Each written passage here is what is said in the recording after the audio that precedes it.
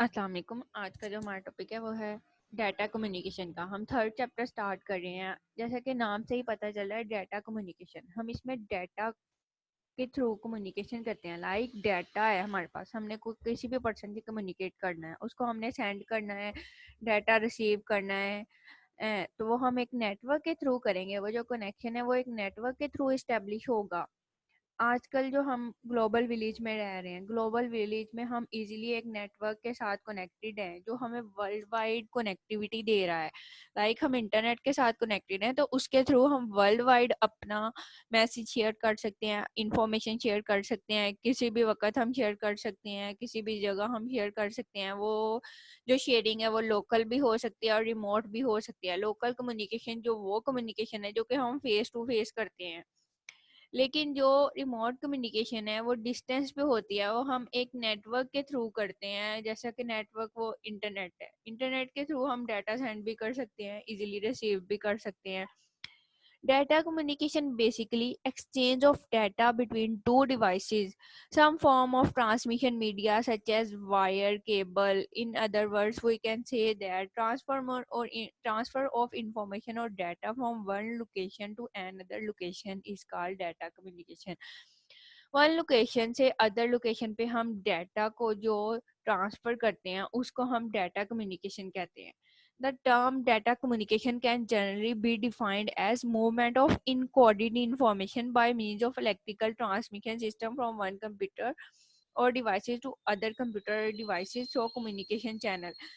Communication channel वो channel हैं जिनके थ्रू हम अपनी इंफॉर्मेशन सेंड करते हैं। अब अगर तो वो वायरलेस हैं, वायर के बगैर, लाइक जैसे वायरलेस आप वाईफाई यूज कर रहे हो उसके थ्रू, तो वायर तो कोई भी कनेक्टेड नहीं है, तो वो भी एक कम्युनिकेशन चैनल है। इसके अलावा अगर कोई केबल आप यूज कर रहे हैं तो कोई केबल भी जो यूज हो रही है वो एक कम्युनिकेशन चैनल है।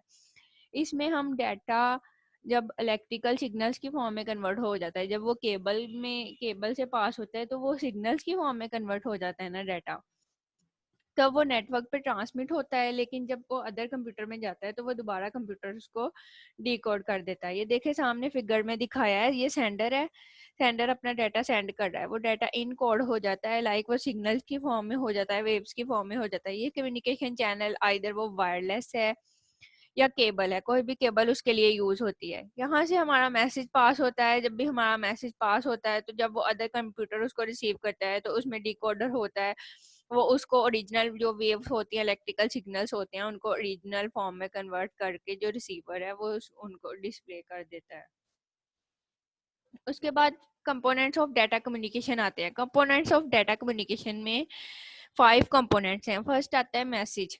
मैसेज वो इंफॉर्मेशन है, वो टेक्स्ट है, पिक्चर है, साउंड है जो कि हम सेंड करते हैं। वो पिक्चर भी हो सकती है, ऑडियो भी हो सकती है, वीडियो भी हो सकती है, साउंड भी हो सकती है।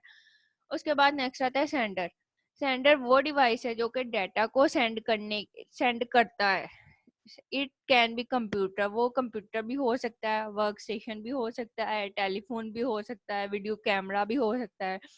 इसके बाद रिसीवर जो कि डाटा को हमने जिसको डाटा सेंड किया होता है, जिसको सेंडर ने डाटा सेंड किया होता है, वो उसको हम रिसीवर बोलते हैं, जो कि डाटा को रिसीव कर लेता है। उस वो कंप्यूटर भी हो सकता है, वर्क स्टेशन भी हो सकता है, टेलीफोन भी हो सकता है, टेलीविजन और अप टू सोन कुछ भी हो सकता है, मोबाइल भी हो सकता है। उसके बाद कम्युनिकेशन चैनल आता है। कम्युनिकेशन चैनल बेसिकली एक फिजिकल पाथ है जिसके थ्रू डाटा ट्रेवल करता है। डाटा सेंडर से रिसीवर को जो जाता है, तो जो सेंटर में मीडियम यूज होता है उसको हम कम्युनिकेशन चैनल कहते हैं। वो कोई भी केबल हो सकती है, कोएक्सियल केबल हो सकती है, फाइबर ऑप्टिक केबल हो सकती है, माइक्रोवेव हो सकती है, तो जो भी उनके सेंटर में जो डाटा जिस पर ट्रेवल होता है उसको हम कम्युनिकेशन चैनल बोलते हैं। उसके बाद नेक्स्ट है encoder and decoder. Encoder basically digital signals को ट्रांसमिशन मीडियम से जब पास करते हैं, डिजिटल सिग्नल को वो ट्रांसमिशन मीडियम के थ्रू जब हम पास करते हैं उनको इनकोड करता है, लाइक उनको उस फॉर्म में कन्वर्ट कर देता है। Then decoder again convert encoded signal into digital form, तो वो दोबारा उनको डिजिटल फॉर्म में कन्वर्ट कर देता है जिसको रिसीवर इजीली अंडरस्टैंड कर देता है। विदाउट दिस हम जो भी डिवाइस अगर आपस में हम इसके अगर दो डिवाइस आपस में कनेक्टेड नहीं है तो हम इसके थ्रू कम्युनिकेट नहीं कर सकते। जैसे कि उसने एग्जांपल दिया है कि without these two devices may be connected but not communicating, such as a student speaking Urdu can not understand by a student who speaks only German without a translator.